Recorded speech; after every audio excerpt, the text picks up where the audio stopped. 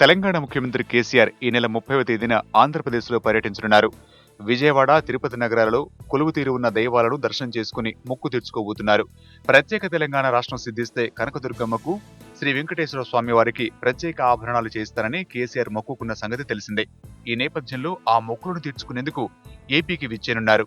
తిరుమల వెంకన్నకు 5 కోట్ల విలువైన మూలవర్ణ కమల బంగారు శాలిగ్రామ హారం, 5 పేటల కంఠాభరణం, తిరుచానూరు పద్మావతి దేవికి 30 నుంచి 45 వేల మధ్య 15 గ్రాముల బంగారు ముక్కుపుడక, విజయవాడ కనకదుర్గ అమ్మవారికి 30 నుంచి 45 వేలతో 15 గ్రాముల బంగారు ముక్కుపుడకలను కేసీఆర్ చెల్లించుకున్నారు. 2 ఏళ్ల క్రితం ఏపీ రాజధాని అమరావతి నిర్మాణ శంకుస్థాపన కార్యక్రమానికి హాజరైన కేసీఆర్ ఆ తర్వాత ఏపీలో పర్యటించడం ఇది రెండోసారి.